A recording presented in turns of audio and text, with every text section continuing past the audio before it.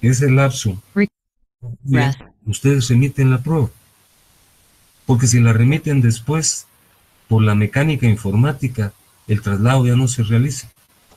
Y es muy común que haya reclamos. Pues conmigo no ha habido muchos. Yo lo envié. La máquina trastocó el procedimiento y me afectó. No es así, ¿verdad? Entonces, si lo envían con antelación, un minuto, por ejemplo, ¿verdad? Si lo envían con postergación, entonces la traslación ya no se realiza. Entonces, yo les voy a trasladar su cuestionario y el día de hoy quiero, si no hay alguna pregunta en este momento, ¿verdad? Porque muchos de ustedes fueron mis alumnos en el semestre precedente, solo que en otra sección, y conocen esta mecánica, que repito, pues a mí me enardece que me lo digan así. Esto no es una dádiva, es una mecánica para facilitar el estudio, ¿verdad? Entonces, yo no creo en ser draconiano, creo en ser disciplinado, ¿verdad? Y la disciplina pues conduce al éxito, pero no creo en actitudes de tirano, y yo repito, siempre lo he defendido. Fíjense que yo, por la gracia de Dios, he tenido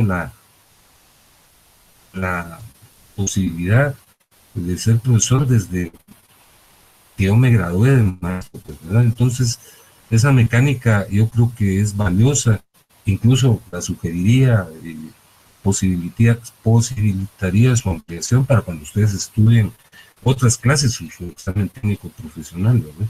Bueno, entonces ese es el tópico. En este momento, si hay alguna pregunta, formúlenmela porque voy a empezar a exponer en este momento. Bueno, entonces deduco que no hay, ¿verdad? Que todo está claro. Muy bien, les presento el temario de esta noche. ¿Todo está claro? Les vuelvo a preguntar. Sí, licenciado, todo está Sí, claro. licenciado. Muy bien. Sí, licenciado, todo claro. Todo está claro, Lic. Sí, Lic, muchas gracias, todo bien. No, a ustedes.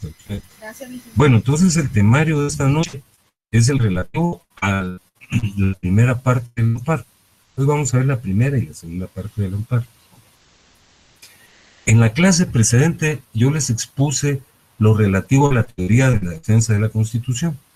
Entonces, la Constitución puede defenderse de diversas maneras.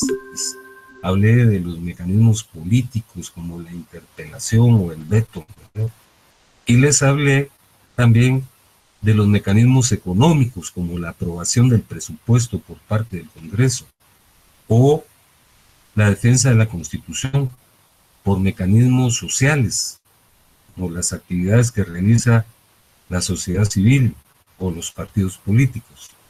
Pero les señalé que la mecánica más importante para nosotros, abogados, de defensa de la Constitución son las garantías constitucionales, que son los mecanismos jurisdiccionales para defender a la Constitución.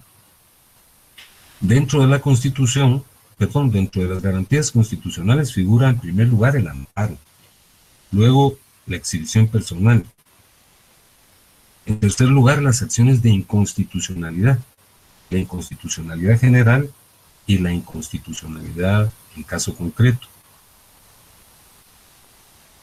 Y el habeas data, que algunos opinan que no es una garantía constitucional, pero sí lo es, como lo vamos a explicar en su oportunidad, y les señalé que de eso se trata nuestro programa. Ahora nos tomaron con demasiada premura, ¿verdad? Pero vamos a empezar hablando del amparo. Entonces, aquí les resalto qué es el amparo. Y lo traigo a cuenta de una manera muy sencilla, porque luego vamos a ahondar más en los detalles que configuran su concepto. Fíjense que yo les platiqué que en un momento dado los revolucionarios franceses en 1789 emitieron un enunciado de valores y principios convencidos de que el respeto a la Constitución se llevaba en el corazón y que nadie iba a vulnerar a la Carta Magna, pero fue muy respetada.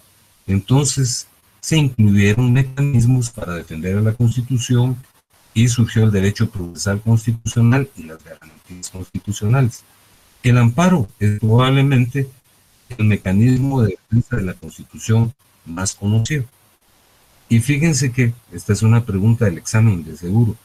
El amparo tiene dos funciones: la función previsora y la función restauradora. Función previsora y función restauradora. La expresión previsora, su función previsora, deviene de prevenir. Cuando existe una amenaza de que se va a conculcar un derecho constitucional, entonces se otorga el amparo para que esa amenaza no se concrete. Pero puede haber una actividad restauradora. Restaurar quiere decir reconfigurar, recomponer. Entonces, cuando el daño ya está hecho, el amparo restituye el derecho afectado. Fíjense que hace poco tiempo se suscitó una circunstancia que la ejemplifico sin ponderarla ni condenarla, ¿verdad? Sino la traigo a cuenta de manera objetiva. Surgió una investigación del Ministerio Público y el propósito de cancelar un partido. Entonces se interpusieron un amparo, señalando que durante el proceso electoral no pueden cancelarse los partidos políticos. Entonces se otorgó el amparo para que se pueda producir una segunda vuelta. Esa es una función previsora. La función restauradora es cuando el derecho ya ha sido conculcado. Entonces el amparo lo restablece. Los antecedentes del amparo los voy a tratar con relativa celeridad y generalidad porque los hemos ido exponiendo paulatinamente y ustedes ya los estudiaron con antelación en el curso de Derecho Constitucional, pero los traigo a cuenta, los hemos expuesto en diversas oportunidades. Fíjense que en la Edad Antigua es muy difícil encontrar antecedentes del amparo, porque los gobernantes de Mesopotamia, todos los del Oriente Próximo, como los caldeos, los asirios, los babilonios, eran gobernantes de vida y de muerte. Cuando digo de vida y de muerte, me refiero a que no se podía contrariar sus opiniones o sus deseos, porque quien lo hacía se jugaba la vida. Entonces ahí no había mecanismo que se opusiera a la voluntad del gobernante, porque el gobernante tenía poderes plenos y omnímodos de vida y de muerte. Fíjense que dentro de las culturas de la Edad Antigua está la cultura hebrea, los judíos, ¿verdad? Entonces, algunos dicen que el Pentateuco, los primeros 5 libros de la Biblia, constituyen el primer vestigio constitucional y que de alguna manera eran una constitución. El Génesis, el Éxodo, Levítico, Deuteronomio y Números, lo que se le llama legislación mosaica, que fue la generada por Moisés, el legislador, ¿verdad? Y dice que era una constitución elemental. ¿Y por qué? Le preguntan a quienes afirman este planteamiento. Porque los gobernantes ya tenían limitaciones. Los gobernantes a los que hice referencia hace unos minutos, los mesopotámicos, ¿verdad? Como los caldeos, asirios, babilonios, persas, ellos no tenían limitación alguna, pero los hebreos sí. Y fíjense que hay un relato que se los voy a dar a cuenta de manera breve. A mí toda la vida me ha impresionado. Yo no se los traslado desde el punto de vista religioso, sino desde el punto de vista jurídico. Es un relato que se nos traslada en relación a David, que fue, según la historia, el segundo o rey de los hebreos, ¿verdad? Después de Saúl.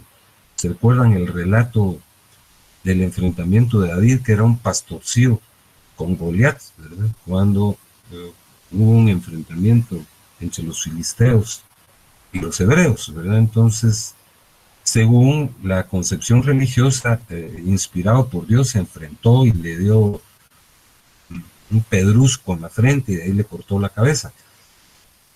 Ese no es el relato. El relato de la limitación de la voluntad de los gobernantes es el siguiente.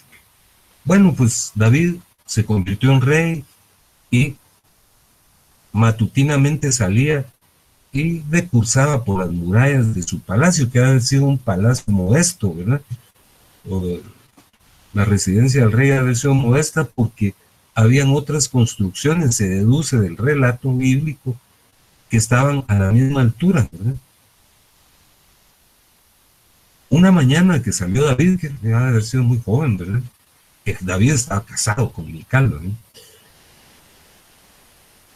Vio en una terraza aledaña a una bella mujer. Se impresionó mucho, ¿verdad? Era Betsabé, la esposa de Urías. Y la invitó a su palacio. Ella lógicamente fue y se inició una relación romántica, ¿verdad? Era un idilio. Pero en eso ella quedó encinta, lo cual era severo, ¿verdad?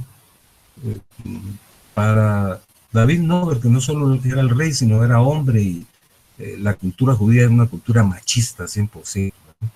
El problema era para Betsabé. Recuérdense que los judíos lapidaban a las mujeres adúlteras, ¿verdad? A los hombres no, a las mujeres sí. Recuérdense aquel episodio de Jesús, ¿verdad? Cuando rescata a la mujer que la iban a lapidar y él dice que el que esté libre de pecado tire la primera piedra. Bueno, todavía no era el tiempo de Jesús, ¿verdad? Faltaba todavía el transcurso de por lo menos un par de siglos, si no estoy mal. Entonces, lógicamente, el destino de Betsabé iba a ser negativo, ¿no? Entonces, cuando David sabe lo que está ocurriendo, manda a traer a Urías, que Urías estaba en el frente de batalla, para que duerma en el tálamo nupcial y a él le imputen la paternidad. No era un hombre muy honesto. Entonces, regresa Urías, pero Urías era de origen hitita y se encontraba en un periodo de abstinencia y ni entra a la casa, ¿no? Lo cual genera un problema. Entonces David toma una mala decisión, ¿verdad? Y lo manda de regreso a la batalla, pero a la vanguardia, y ahí se muere Urías, ¿verdad? Mejor dicho, lo matan. Y según David, ahí estaba resuelto el problema. Pero una mañana llega el profeta Natán y le dice: rey, yo quiero tu juicio sobre una situación que quiero que resuelvas. Bueno, plantéame el problema, le dice David, ¿verdad? Fíjate, le dice Natán, que hay dos hombres. Hay un hombre opulento que tiene miles de ovejas. Es un hombre acaudalado. Es un hombre rico. Pero en sus vecindades existe un hombre pobre que solo tiene una oveja, y la quiere mucho, la ama. El hombre rico le quita al hombre pobre la oveja. Pues dime, Señor, le dice Natán el profeta al rey David, ¿cuál es tu juicio? Y David, enardecido, le dice: ese hombre es reo de muerte, ese hombre debe morir. Entonces Natán le dice: ese hombre eres tú. Y le relata lo que se conocía en torno a David y Betsabé, de la relación esa que se ha convertido más que todo en una traslación de una idea romántica. Entonces, al rey no le podían sancionar físicamente, pero moralmente sí. Entonces, con severidad lo amonesta. Entonces, según algunos, como ya existían limitaciones para el poder del rey, esa era una muestra, ese es un antecedente del amparo. Era una muestra, pero no era un amparo, porque lógicamente no producía los efectos del amparo. Es una historia que, como les repito, a mí siempre me ha impresionado y la evoco, porque sí es obviamente un peldaño en la forma de limitar el poder de los monarcas. Fíjense que en Grecia, que es el punto que configura el génesis de la cultura occidental, existieron algunos antecedentes de esta figura, pero en una ciudad-estado en particular. Recordemos que en Grecia hubo dos ciudades-estado que tenían una idiosincrasia muy peculiar. Los atenienses eran cultos, estudiosos, ahí surgieron los filósofos, ¿verdad? Sócrates, Platón, Aristóteles. Y por el otro lado estaba una cultura guerrera, que eran los espartanos. Entonces los espartanos tenían una sociedad estratificada, dividida. Habían esclavos, que eran los ilotas. Había una clase media, que eran los periecos, y como siempre, estaban los aristócratas, que eran los espartanos propiamente dicho. Ahí, en Esparta, jamás pudo existir un antecedente del amparo, porque las sociedades que no observan el principio de igualdad no respetan los derechos humanos. Las sociedades que son clasistas, excluyentes, separatistas, no podrían generar un mecanismo como el amparo. Fíjense que en Atenas sí existieron algunos antecedentes, porque existieron algunas instituciones muy especiales como las que yo les voy a citar, y les voy a preguntar en el examen también. Los nomotetes o custodios de la ley eran unos magistrados, perdón, eran unos magistrados que velaban porque la ley se aplicara como estaba contenida en los textos, que hubiera coincidencia entre la legislación y su aplicación, porque muchas veces se deformaba, ¿verdad? Entonces, ese cuidado porque la ley se aplicara con plenitud era un antecedente del amparo, dicen, ¿verdad? Porque se defendían los derechos de los hombres libres, no de los esclavos, ¿verdad? Porque ahí también habían esclavos. Existía la asamblea, que era una especie de poder legislativo. Creo que todos hemos visto en alguna oportunidad un famoso cuadro donde está Pericles parado en la iglesia, que era una plaza pública, dirigiéndose al pueblo. Lo que se les olvida a los autores es que el pueblo solo eran los aristócratas los que tomaban las decisiones. Siempre ha sido así. Y finalmente existía un tribunal supremo que ahí sí se resolvían cuestiones a veces en contra de los reyes, era el aerópago. Aquí hay un acento que habría que quitárselo, es aerópago, no aeropago o aeropagón, sino aerópago. Fíjense que para concluir con la referencia de Grecia, debo señalarles que, fíjense que ahí hubo pensadores luminosos, ¿verdad? Como Sócrates, como Platón, como Aristóteles, ¿verdad? Y sin embargo ellos, en primer lugar, reconocían la esclavitud y no promovían la limitación al poder de los gobernantes, porque decían que por eso eran gobernantes, porque estaban llenos de virtudes y sabiduría, y ellos mismos se limitaban. No había necesidad de que el pueblo o un tribunal los limitara. Entonces, estos antecedentes, el de los hebreos, pues es muy romántico y realmente no era tal, pues, ¿verdad? Como era una cultura teocrática, pues los profetas tenían la facultad de intervenir en asuntos de Estado y hacerles admoniciones o regaños a los gobernantes. En Grecia, les dije que en Esparta, pues había una clara división de la sociedad, y en tanto que había desigualdad, no podía haber un antecedente claro del amparo. En Atenas, que era una cultura más especial, pues existieron estas tres figuras, los nomotetes o custodios de las leyes, que velaban porque hubiera congruencia entre la ley tal y como había sido redactada y su aplicación. La asamblea, que era una especie de actividad legislativa que se realizaba públicamente, y a nosotros nos han vendido la idea de que era con todos los ciudadanos, pero no, eran solo los aristócratas.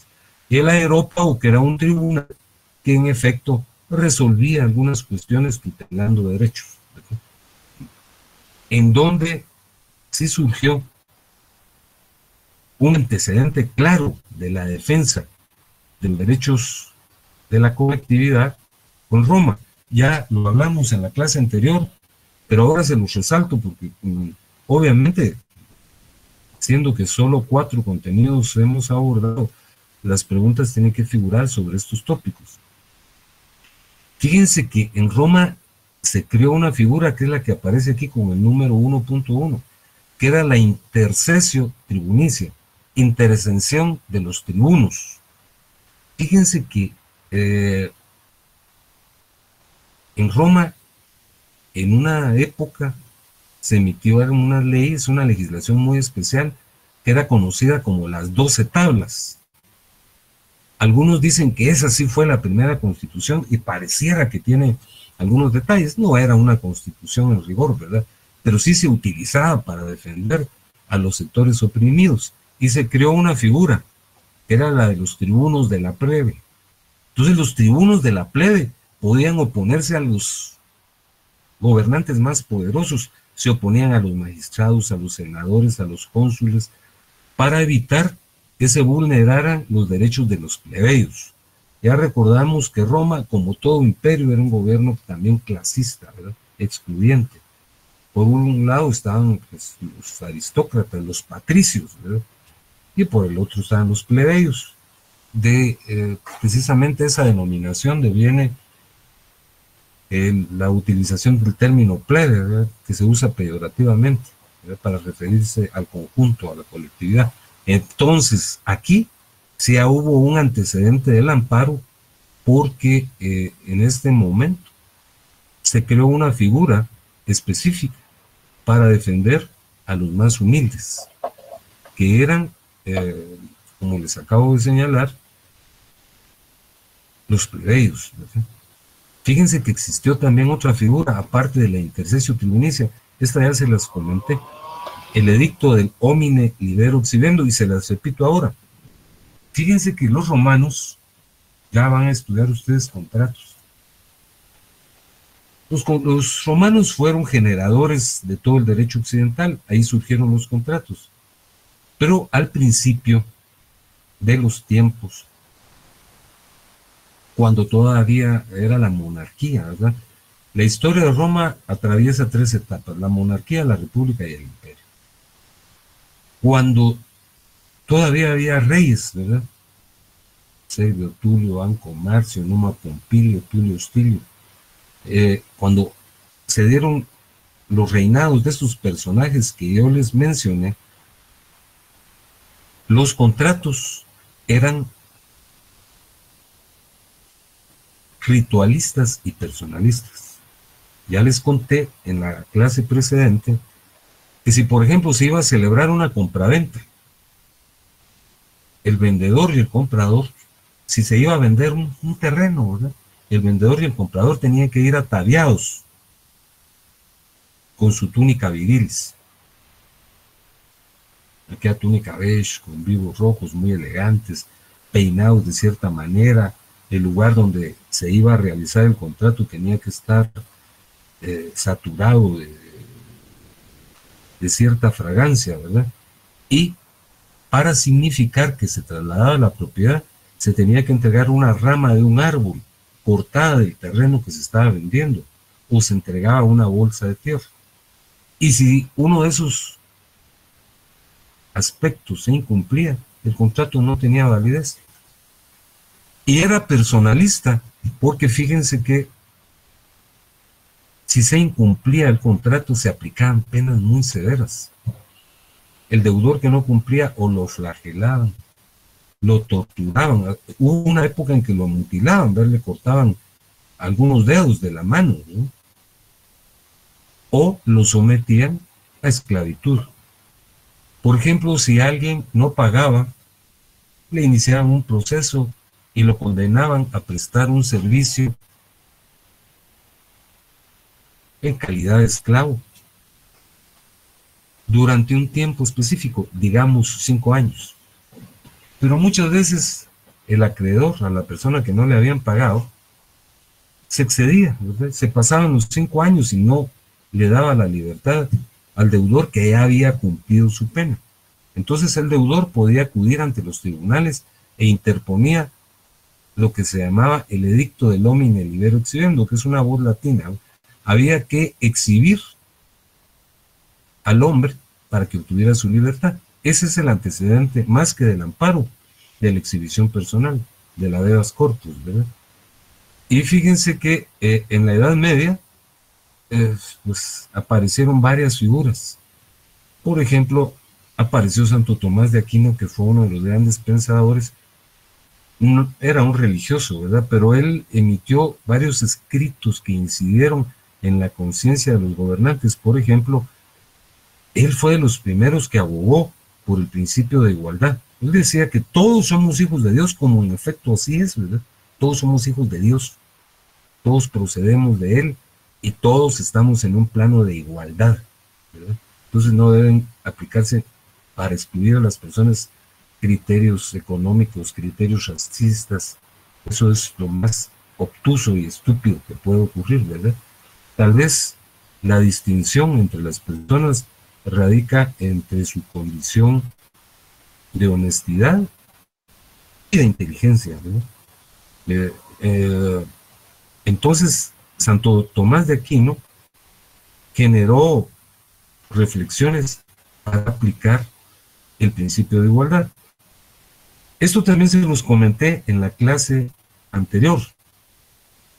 Y fíjense que lo voy a buscar el día de hoy nuevamente. Fíjense que en España existieron, al igual que en Inglaterra, las llamadas cartas medievales. Esas sí fueron antecedentes de las constituciones que surgieron posteriormente, ¿verdad? Como la Carta Magna. Ya ven que todavía se le llama a las constituciones en la actualidad Carta Magna. La Carta Magna es de 1215, fue en Inglaterra, pero no contenía mayores atisbos de un amparo. Pero en España también hubieron cartas medievales. Aquí hay una, que la estoy citando, que fue un privilegio otorgado por el rey Pedro III de Aragón, ¿verdad? Entonces fíjense que como los reyes en la Edad Media, ya hablamos la vez pasada de los feudales, y de los señores feudales y de los monarcas, que eran unos abusivos, no respetaban nada, ¿verdad? Entonces se creó, en razón de este privilegio otorgado por Pedro III, una figura que se llamaba el Justicia de Aragón. Entonces fíjense que algunos creen que es un antecedente del Procurador de los Derechos Humanos. El Procurador de los Derechos Humanos en la actualidad lo que tiene son dispositivos morales, ya hace condenas, ¿verdad? Señalando la falta de ética o de moral, el desapego a la ley de los gobernantes, pero no lo sanciona materialmente. En cambio, el Justicia de Aragón sí. Era un equipo, ¿verdad? Entonces el Justicia Mayor era el que dirigía a ese grupo y se podía oponer a las decisiones de los reyes. Se oponía. Fíjense que hasta el punto que había oportunidades en que habían condenas a muerte o no se presentaban a las personas que eran sindicadas de un delito, no los presentaban ante los jueces o no se presentaba al acusador y los tenían en la cárcel de una manera anárquica e irrespetuosa. Entonces el Justicia Mayor, el jefe de los justicias, tomaba a la persona que se le estaban vulnerando sus derechos bajo su protección y los trasladaba a una cárcel especial que se llamaba Cárcel de los Manifestados. Entonces yo sí creo que este es un antecedente, no del amparo propiamente, ¿verdad? Pero sí de mecanismos para asumir la defensa de los derechos humanos, que en ese entonces esa disciplina no se conocía, ¿verdad? Fíjense que también les cito yo el habeas corpus inglés, que ya lo hemos citado varias veces, de 1679, que era una figura que estuvo basada en el edicto del Homine Libero Exhibendo Romano. Entonces aquí, cuando a una persona no se le presentaba a las autoridades después de ser capturada, así como ocurre hoy, ¿verdad? Entonces hay que presentarla ante las autoridades, y si no se le presentaba, pues se compelía al poder público para que lo hiciera. Pero también había un detalle que se utilizaba poco, pero lo empleaban las personas aristócratas, ¿verdad? Por ejemplo, pues, la concepción machista ha prevalecido a través de los siglos. Entonces, los esposos eran muy opresores con las mujeres. Y algunas mujeres aristócratas interponían un habeas corpus para proteger su libertad, ¿verdad?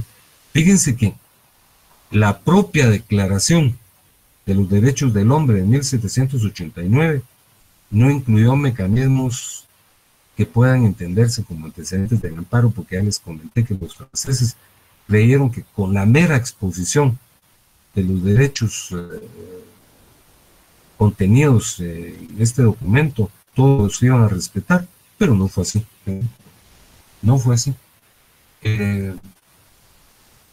Fue necesario que se crearan mecanismos para defender la Constitución. Fíjense que hay dos posiciones en torno al surgimiento del amparo. Aquí les consigno la primera. Fíjense que ya les he contado, y ustedes lo han leído, y otros profesores se los han traído a cuenta, acerca de Napoleón Bonaparte, que fue un personaje muy especial, ¿verdad? Creo que la última vez trajimos a cuenta que fue un gran guerrero, ¿verdad? Fue emperador, sometió casi a toda Europa, pero también tenía una proclividad jurídica, ¿verdad? Recuérdense que el Código Civil, que eso se los explicaron a ustedes en Civil 1, el Código Civil de 1804, el Código de los franceses,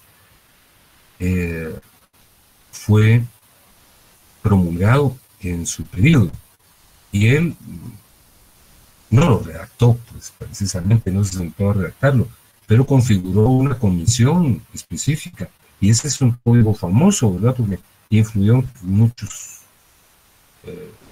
países de Europa, en casi toda Latinoamérica.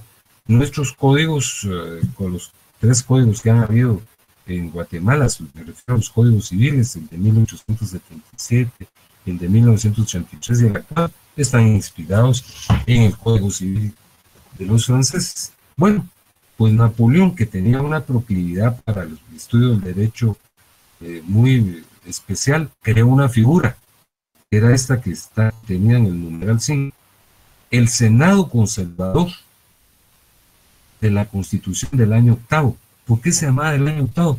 Porque Napoleón tuvo unas excentricidades. Por ejemplo, cambió el calendario, ¿verdad? Nosotros tenemos nuestro propio calendario basado e inspirado en determinaciones de la Iglesia Católica, ¿verdad? Entonces él lo cambió. Entonces era durante el año 8 de su reinado, de su gobierno, que se creó lo que se llamaba el Senado Conservador. Entonces fíjense que ahí habían 2 comisiones muy importantes: la Comisión de la Libertad Personal y la Comisión de la Libertad de Imprenta. Era muy importante, ¿verdad?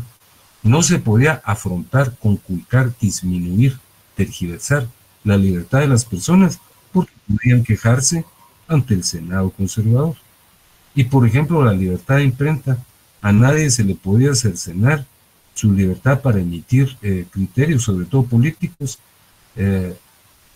porque podían quejarse ante el Senado Conservador. Lo irónico es que si se quejaban contra los adversarios de Napoleón, le daban trámite a todo, ¿verdad? Si se quejaban contra el propio Napoleón, no le daban trámite a nada. Entonces, algunos, sobre todo autores europeos, consideran que ese es el origen del amparo. Pero no es así.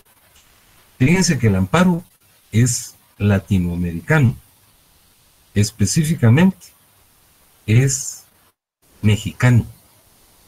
Surgió en México hacia 1840. Y el creador, esta también es una pregunta del examen definitivamente, fue don Manuel Crescencio Rejón, que fue un abogado a quien fue designado para redactar un proyecto de constitución del estado de Yucatán, aquí en nuestras vecindades, ¿verdad? Y en ese proyecto se incluyó en el artículo 53 el amparo. Fíjense que lo que decía textualmente el artículo 56, en el artículo 53 era que la Corte de Justicia del estado de Yucatán podía atender y debía atender la protección contra leyes y decretos de la legislación que fueran contrarios a la Constitución o contra las providencias del gobernador o del Ejecutivo reunido, cuando en ellas se infringiera el Código Fundamental de las leyes. Entonces, eso fue el amparo. Aquí nació en nuestras vecindades, en 1840, y el miércoles vamos a ver cómo nació aquí en nuestra patria. No les voy a formular preguntas, solo quiero recordarles lo que les dije al principio, porque creo que ahora hay más personas, ¿verdad? Fíjense que les platiqué inicialmente que así sorpresiva e inopinadamente, ahora nos trasladaron el calendario de exámenes. La semana anterior le había preguntado a coordinación y alguien me había dicho, no, es hasta la semana antes de la elección, pero no es así, ¿verdad? Fíjense que nos lo señalaron para lunes venidero. Entonces, yo les comentaba inicialmente y lo reitero ahora que nosotros utilizamos el mecanismo del cuestionario. Yo les voy a dar un cuestionario con aproximadamente 30 interrogantes, ustedes lo van a resolver y les repito, mi petitorio insistente es que lo resuelvan ustedes, que no lo resuelva alguien y se los pase después porque eso ya no tiene el efecto deseado, ¿verdad? Al estarlo resolviendo, están estudiando, no se trata de memorizar, ¿verdad? Sino de situarse en el contexto.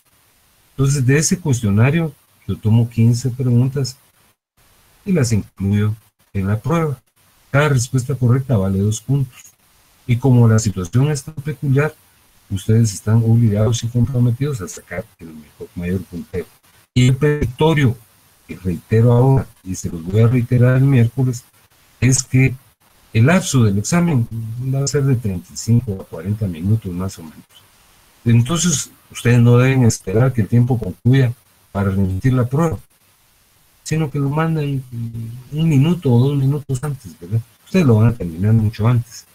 Entonces, estamos para el miércoles para concluir con la historia del amparo en nuestra patria, que va a ser una clase breve, y ese día les voy a trasladar su cuestionario, que les repito, según algunas personas, según algunas otras no, ¿verdad? Pero hasta la misma gente que coordina dice que no, que no es un buen mecanismo, pero yo considero que es un mecanismo suficiente, ¿verdad? Porque no se trata de ser atrabiliario ni generar bajo ningún punto de vista una especie de tiranía, sino que haya percepción y conocimiento de los contenidos, que yo creo que hacia ahorita les pasara yo un examen, ustedes lo ganarían con el mayor de los punteos, porque no solo llevamos poco lo desarrollado, los tópicos no son complejos y ustedes son personas muy dedicadas y responsables.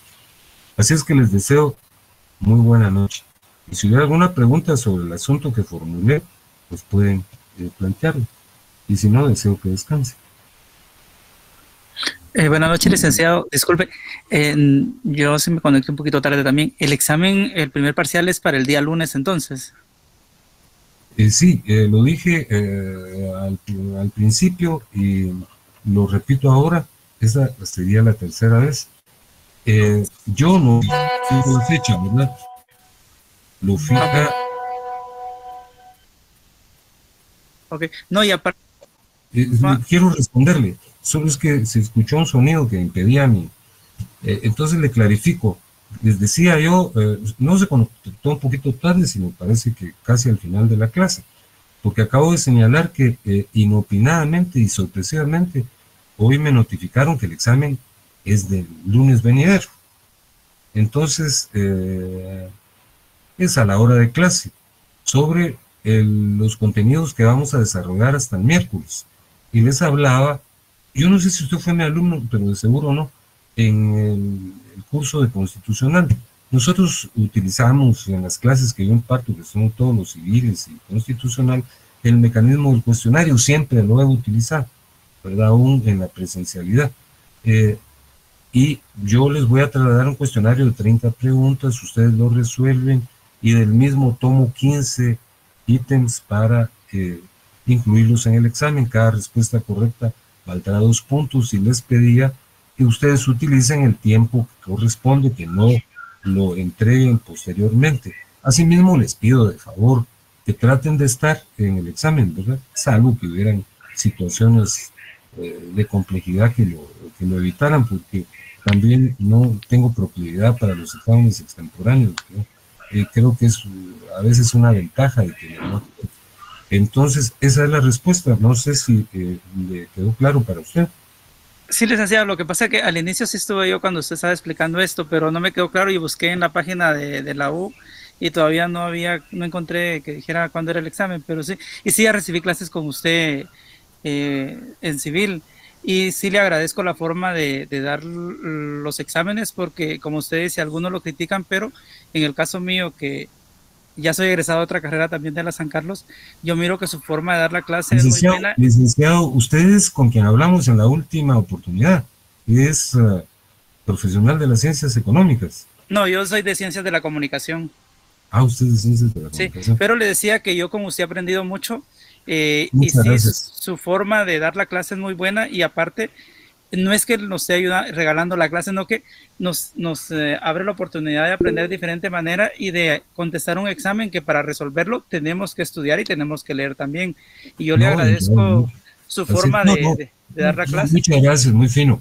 Muchas gracias, muy fino. Pues mire, las críticas me las han planteado así sutilmente, nadie me ha dicho, mira Pancho, tal cosa, porque yo tengo mis propios argumentos y creo en esta posición. No, y se lo ratifico, es muy buena. A mí me gusta su forma de dar la clase y la forma de hacer los exámenes. Muy fino, muchas gracias. Les estoy muy agradecido. Entonces, les deseo que tengan buena noche y platicamos el miércoles con el último contenido, no del programa, sino del examen, ¿verdad? Gracias, licenciado.